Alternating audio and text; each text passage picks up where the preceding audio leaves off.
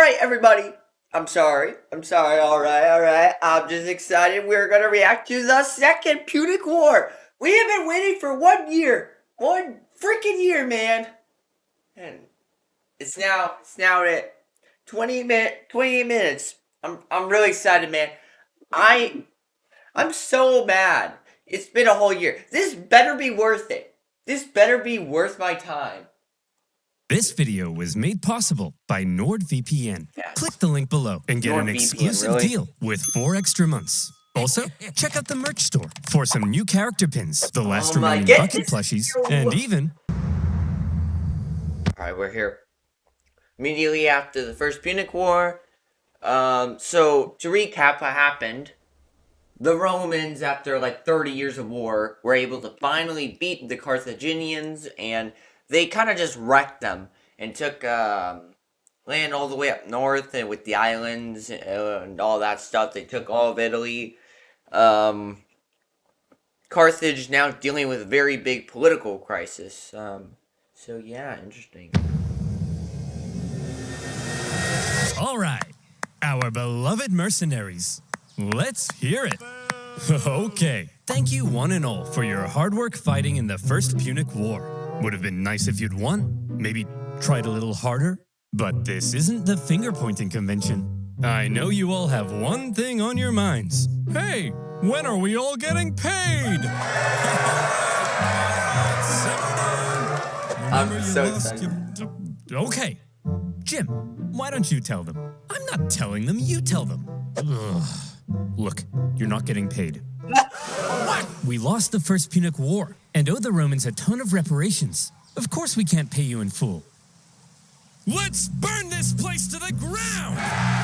Yeah. You never want to, like, piss off. You never really want to do that with an army.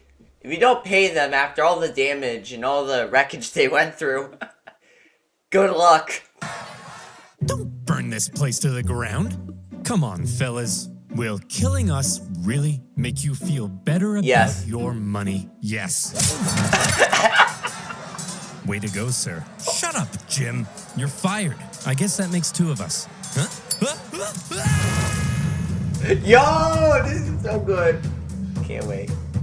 Second Punic War. In the aftermath of the First Punic War, Carthage's disgruntled mercenaries, left unpaid for all their hard work, revolted, and Carthage found itself caught up in an extremely destructive mercenary war. The panicked Carthaginians hired more mercenaries to fight the mercenaries they couldn't afford to pay, and Carthage came dangerously close to collapse. All the while, across the water, there was Rome. Ha!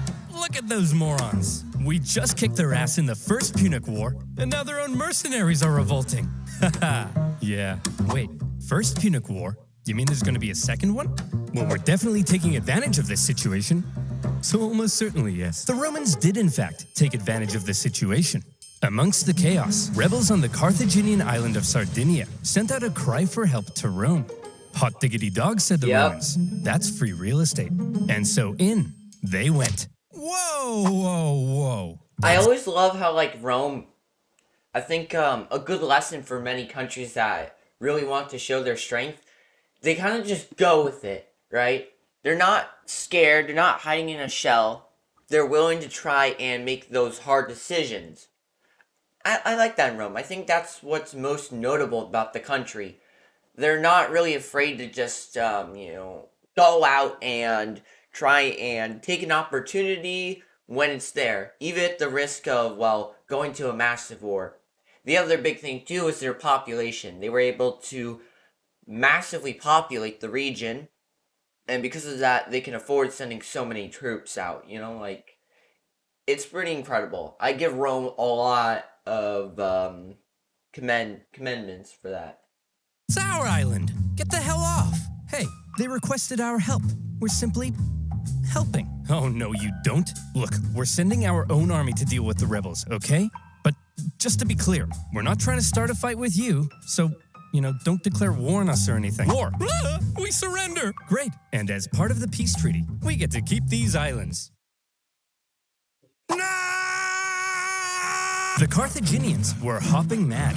As if their humiliating loss in the First Punic War wasn't bad enough, the Romans now took advantage of their mercenary problem and stole their islands. This shocking land grab was pretty hard to justify, even by Roman standards. Additionally, the Romans now demanded Carthage pay them even more money on top of what was already owed.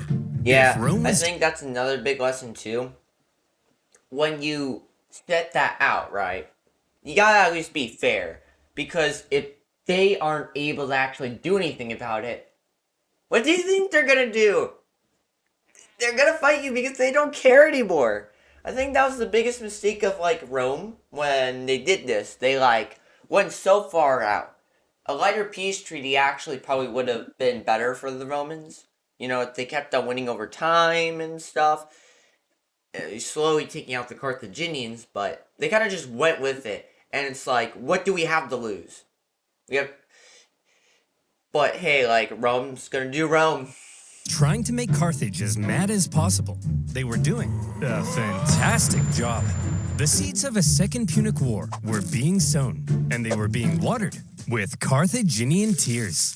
Resentment in Carthage only continued to grow. Eventually, Carthage solved their mercenary problem thanks to Carthaginian military genius and hero of the First Punic War, Hamilcar Barca. He sorted those naughty mercenaries out with some good old-fashioned atrocities, and the destructive mercenary war was over. Still, all was not well in Carthage. Mere decades ago, they were the top dogs in the Western Mediterranean. Now, after the crushing defeat in the First Punic War and a huge bill to pay the Romans, Carthage was well and truly under Rome's thumb. What on earth were they supposed to do? If they wanted any chance at regaining their former strength, there was one thing they needed now, more than anything: money. But as long as they owed Rome $1 bazillion, there was nothing they could do. Fortunately for them, amongst their ranks, there was one big hunk of a man with one big clump of a brain.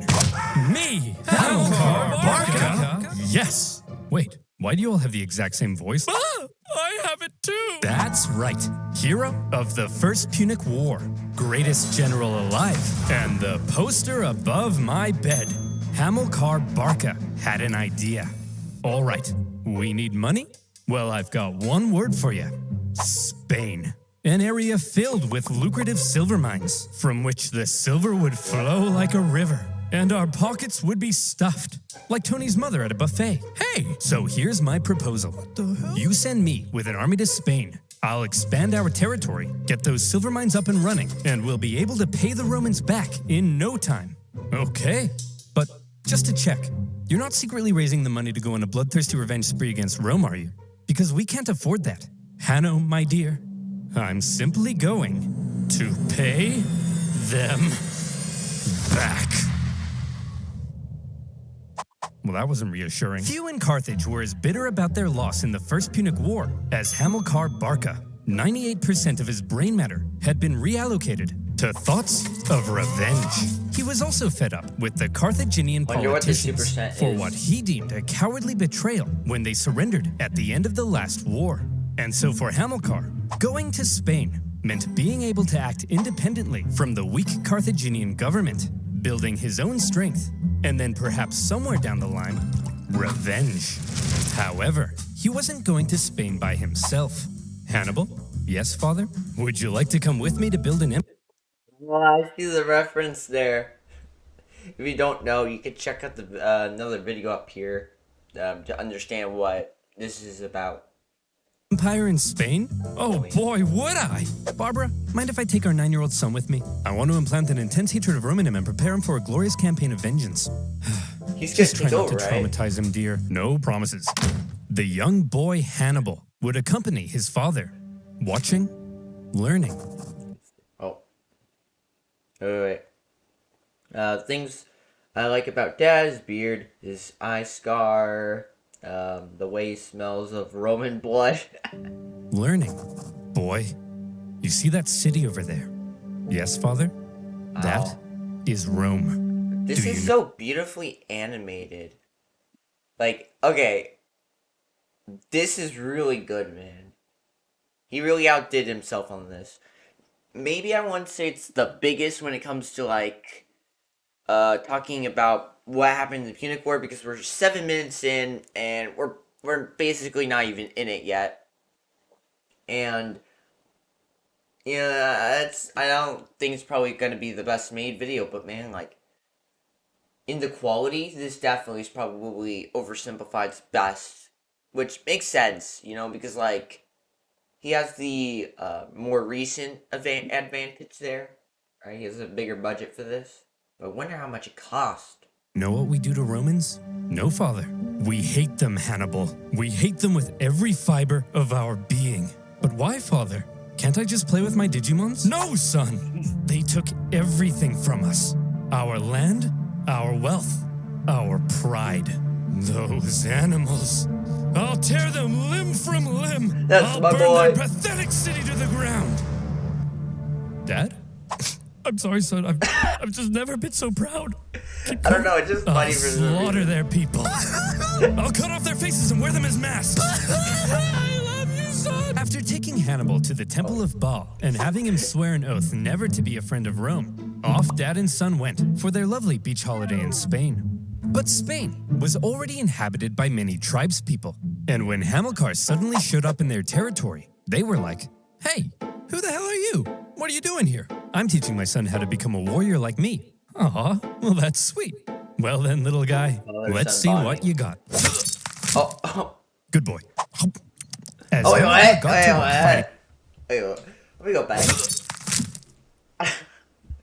Look at that animation, man. That's so cool. Good boy.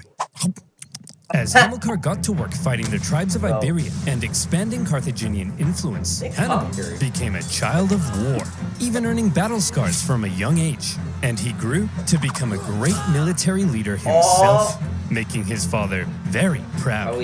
I love you. Probably one of the best generals, or best military leaders of all time, I would say. Probably up there, maybe top 7, maybe top 5. Possibly. I'm not 100% sure on that. It's like, So much, son. Dad, not in front of the enemy. You killed that guy so well, son. The Barcas successfully consolidated Carthaginian power, got those silver mines up and running, and were sending buckets of cash back to a money-starved Carthage. And symbolizing Carthage's regrowing strength, a beautiful new city would eventually be founded in Spain. New Carthage, with a magnificent palace at its center. Carthage is back, baby! What in the name of Apollo is going on here? Romans! Flowing silver mines? Dancing elephants? What are you up to, Hamilcar? I'm simply gathering the money to pay you back. Oh, okay then. Or are you rebuilding strength to go on a bloodthirsty revenge spree? Like I said, Claudius, I'm simply trying to pay you back. Dad! Aw. Oh. You guys are hugging. No, we're not. I was. I was hugging. Hamilcar had practically carved out a kingdom for himself in Spain, free from the meddling Carthaginian politicians. His power was becoming immense. But Dad, yes, my son?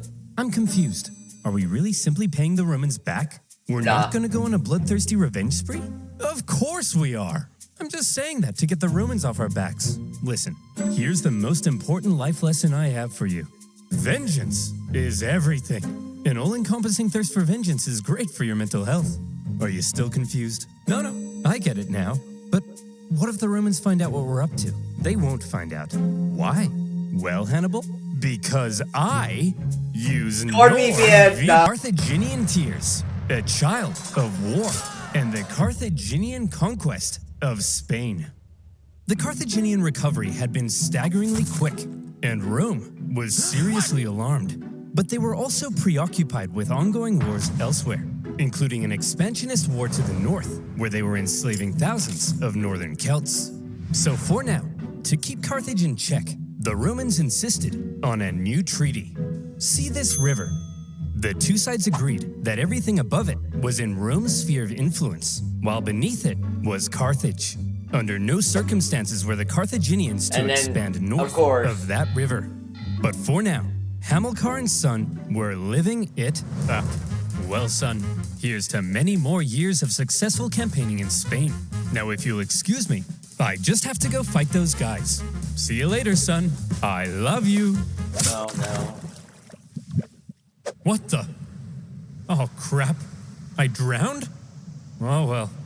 Always remember, son.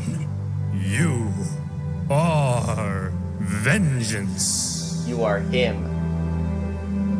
Also, delete my browsing history. Hamilcar Barca was tragically ambushed at a river and drowned. His son-in-law, and possibly also his lover, no further questions, took charge for a while. But he too was later assassinated, leaving finally a 26-year-old Hannibal in charge of the Carthaginian armies in Spain.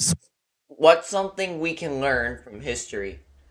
Young, ambitious warrior people, like Napoleon, those types of men, they come at you. They will destroy.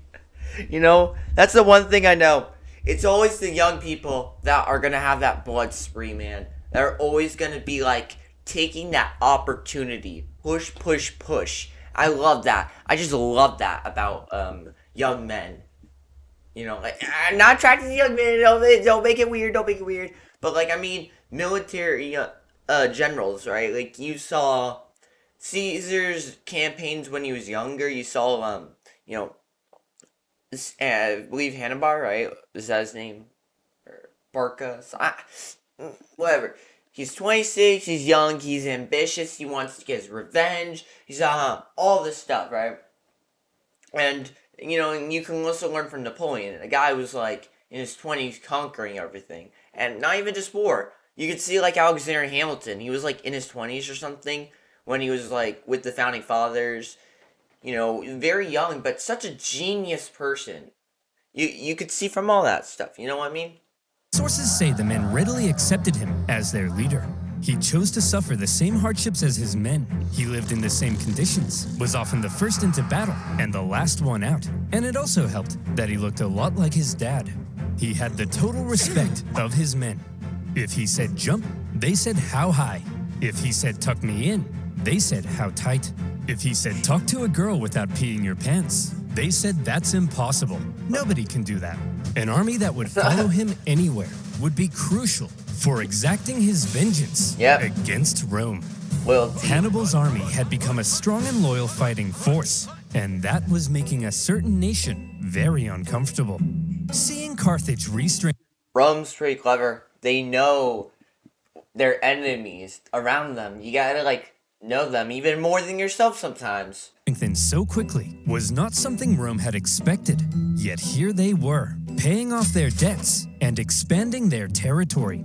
It didn't feel very much like Carthage was under Rome's thumb at all, and Rome wanted to put an end to it. Tensions were strung tighter than your liar's G-string, and all it would take was one incident to trigger all-out war. And in 219 BC, a city in Spain would find itself at the very center of that fateful incident. Yep, I was curious about that place from the very start. Saguntum. Remember that treaty declaring everything south of this river to be Carthage's sphere of influence? Well, Saguntum should therefore obviously be Carthaginian, right? But the Romans claim it Saguntum had actually scored itself an informal alliance with Rome after Rome had helped it with an internal dispute. With Carthaginian encroachment, Saguntum began to fear for its independence, and Rome declared itself Saguntum's protector. But this clearly went against the Ebro River Treaty. So what on earth was Rome doing? Were the Saguntines and the Romans truly just BFFs? It's possible.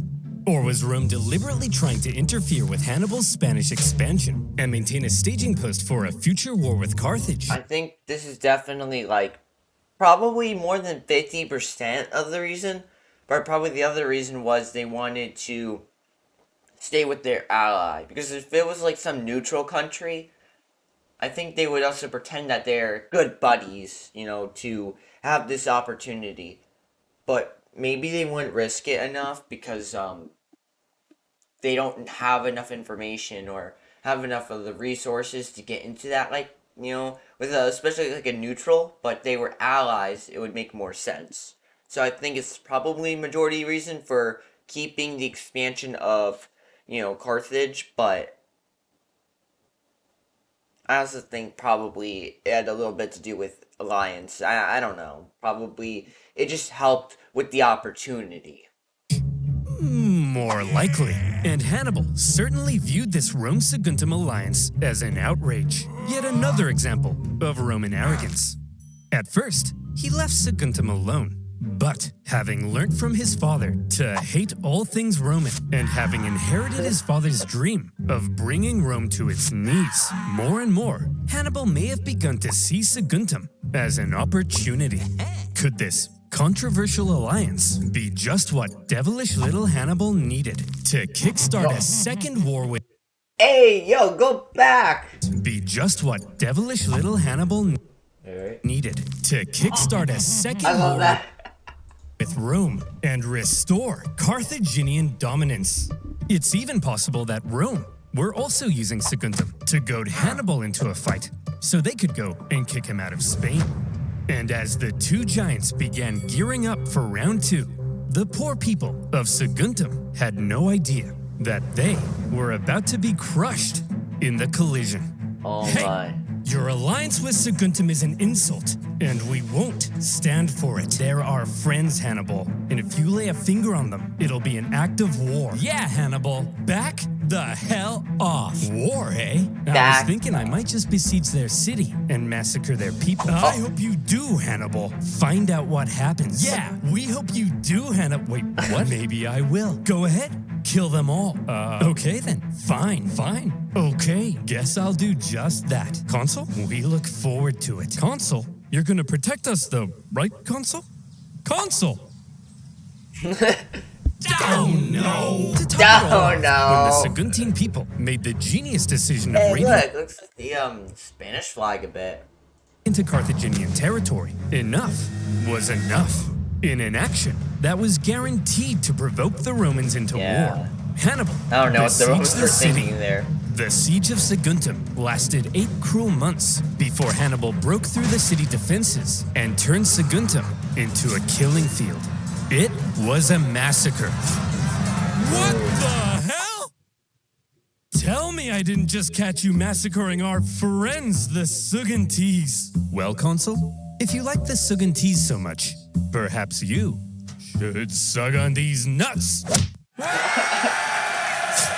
Hearing word of the attack on Saguntum, Rome was understandably in an uproar, and all eyes were now fixated on what would happen next, as Rome sent a delegation to Carthage, led by one of the most highly esteemed Roman senators, Fabius Maximus.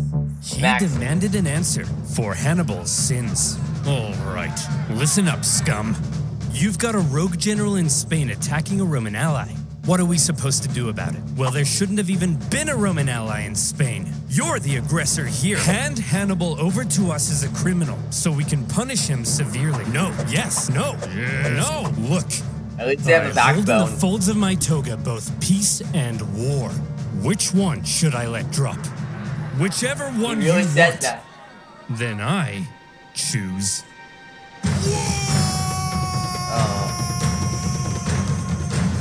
The second Okay. The animation once again. The Second Punic War had begun. Caught you there. Pack it up, boys. Yeah. We've got them. We already destroyed these clowns once, and we were the underdogs. Now, we're the overdogs? Hot dogs. Exactly. This is gonna be easy. Here's the plan. Consul Longus, you take your army and sail straight for Carthage. Burn that city to the ground. And Consul Scipio, you just head on over to Iberia and make sure this Hannibal guy doesn't do anything crazy. Oh, no. What's he gonna do? Cross the Alps? Yes. We're going to what? Cross the Alps. We're going to what? I just told you. Hannibal will freeze to death. Trust me, Jerome. The Romans are expecting us to fight the same way we did last time, passively, taking no initiative. They think it's gonna be easy. So this time, we have He's to pretty be clever. aggressive. We have to go on the So attack. close. It Man, sickens this me would to have say been this, one of but the best this time, we have to be stories a little more ever. Roman. Like comic revenge You mean stories. we're gonna take poops and baths together? But I'm insecure about my hairy legs. No, I'm saying this time we're gonna take the fight to them. Think about it. Rome thinks they're simply going to invade us and win the war. So when they suddenly find themselves being invaded from the north, they'll freak out. Like Tony's mother when the buffet runs out of shrimp. Hey! I gotta admit, it's actually kind of genius. And my hairy legs will insulate me from the cold. That's the spirit. Hannibal, you have my sword, and my spear, and my legs. But Ugh. my ox. Hannibal's plan, a daring alpine trek to surprise the Romans, was a bold but risky strategy. Yeah. So, alright, we're only minutes left. I think it's pretty incredible just how far he went, because remember, one, back then you didn't really have the best maps. It probably was hard to track everything. So the fact that he got that far is so impressive, you know what I mean? Like, crossing the Alps is just one thing, but doing it without having the proper resources to cross through it, right? Because like in World War One, while crossing the Alps, at least Austria-Hungary had like maps and stuff, and they were right next to Italy. They had to go like 100 miles or something like that, and not only that, but crossing the Alps, the massive mountain areas are freezing, without like much gear for like the mapping, I think it's called cartography. That is just so impressive. Like, it really does go to show that from those times back then, there were people who were just so ambitious, so amazing, and so inspiring. I, I I think that's why we look up to many people in Rome, and like people like Hannibal, because like they gave us something to be really inspired about. And Hannibal is pretty chill. If it paid off, he could catch the Romans with their pants down, but he could also end up losing a ton of men and supplies in the hostile mountain conditions. Nevertheless, in 218 BC, with a fire in his eyes and some vengeance in his belly, Hannibal brought his force of almost 100,000 men across the Ebro River. They spent months on the road, trekking through the cold, hostile mountain conditions. And when they finally reached the other side, they said, "Hooray!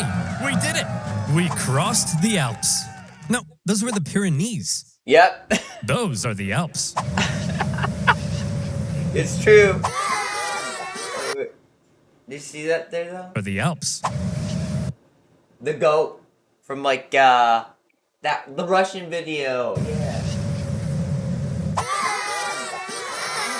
After crossing the Pyrenees, the army then had to pass through southern Gaul, a vast territory filled with tribespeople, many of whom were hostile to Hannibal's presence. His journey to the Alps was an ordeal in itself, as he was forced to fight his way through and incurred pretty hefty losses before even reaching the mountains. His plan was almost stopped in its tracks entirely, as the Roman consul Scipio, on his way to Iberia, discovered Hannibal was right on his doorstep.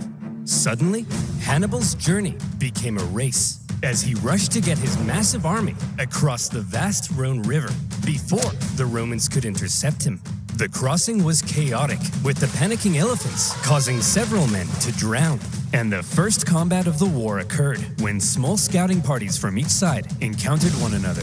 When Scipio finally caught up to Hannibal's position, what he found was an empty Carthaginian camp. Hannibal had slipped through his fingers. The Roman consul Scipio felt the weight of the situation. Quite unbelievably, Hannibal was going to cross the Alps into Italy. And remember, the army's still here, so they can either go to, Corsica, all the way back to Italy to try and, counteract him going through the Alps, which the Alps would probably slow him down a bit, and they have a better transportation around. Either that, or he follows Hannibal through the Alps, which probably would be a little more difficult. I would recommend just going through this region over the Corsica, Italy, and try and block him before he tries to, before he actually does cross through the Alps. And the Romans That had strategy no you think idea of. where he would emerge. Most likely, I'm gonna guess he comes through somewhere around here, this flank area, because why would he cross through more of the Alp areas? I think he would probably cross through here since he already went so far out, and he wouldn't go over here. And like, even then, wherever he hits, they're still gonna defend at this point. That's the interesting geography of Italy. So anywhere you invade, it's always like if you go down south, you're always gonna hit here. It's a peninsula that goes very straightforward like that, like a boat. For the first time, a Carthaginian force had the Roman homeland under threat. They brought the war to Scipio Rome. sent his men onto Iberia as planned, but he himself rushed home to raise a new army so that if Hannibal survived the crossing, Scipio would be there, waiting.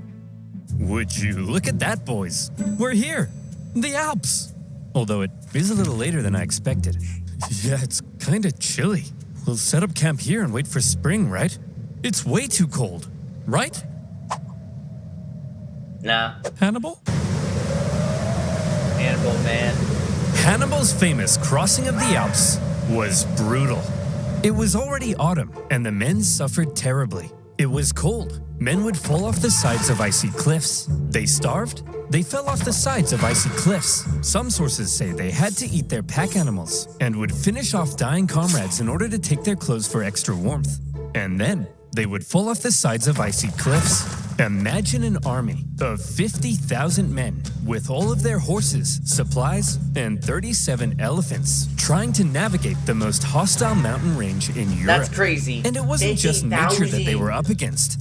Tribespeople lived in the mountains, and they couldn't believe what they were seeing. A tribe approached Hannibal and said, "Hey man, geez, that's some nice armor. What is that, gold? Man, I'd really like that armor. Hey boss!" I don't think gold is as good with protection as other metals, but I don't know. I think it's bronze. They've got food as well. Shut up. Be cool. Hey, why don't you let us guide you through this narrow gorge? We're not gonna kill you or nothing. Just walk right on through there. We're not gonna kill you. It's just right this way.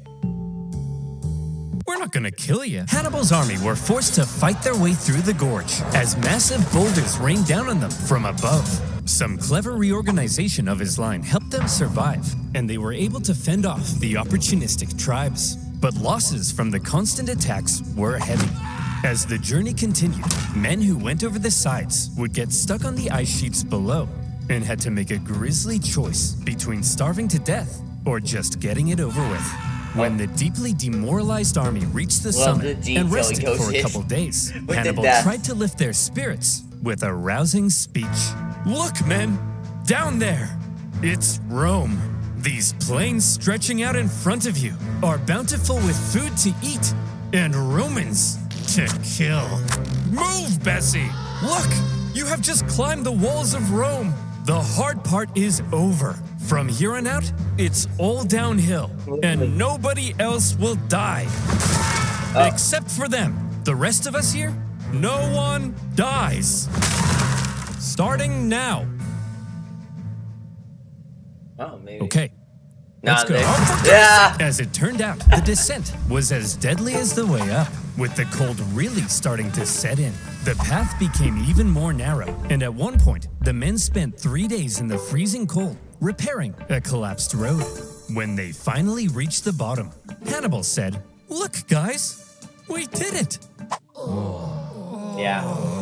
Well, I thought it went really well. When Hannibal left Spain, he had about 100 Well, like, compared to everything that happened there, I think this actually was a victory.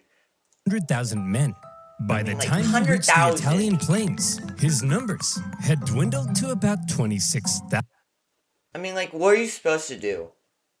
This is horrible conditions where, I mean, like, all that would have expected. Like, they expected you to die, but, like, he came with 26,000. That's still very impressive. He was now caught in enemy territory without Didn't a he just supply cross the line Alps? or source of reinforcements. How long will And the any second part elephants be? who had survived to this point were almost certainly traumatized. So what on earth was Hannibal up to? This supposed military genius had just led a starving and weakened army right into enemy territory. Any modern general who lost half their men to mountains would be immediately fired and possibly even depantsed on live TV. Here's the thing. While Hannibal may not have planned on losing quite so many men, he had almost certainly expected considerable losses, and he always had a plan for how to replace them. Need men? Northern Italy was full of men. Big, burly Celtic men. All the men Hannibal would ever need to beat off Rome. These Celts were filled with resentment, having only recently been conquered by Rome. Hannibal hoped to be seen as a liberator, convince the Celts to cut ties with Rome, and instead join him in crushing Rome. That way, he could gain a source of reinforcements and supplies right in Rome's backyard. But sir, in order to win the loyalty of the Celts, we would need to make a seriously favorable impression on them. How do we get them to like us? Kill them. One of Hannibal's first actions in Italy was to obliterate a nearby tribe who wouldn't join him.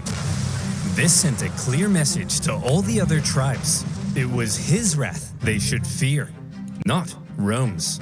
The realization that a Carthaginian army had just invaded them must have been shocking for the Romans. But when they looked at this ragtag group broken by the Alps, they couldn't have felt very intimidated. However, Hannibal... Wait, if he pissed off the people who could have helped them, why?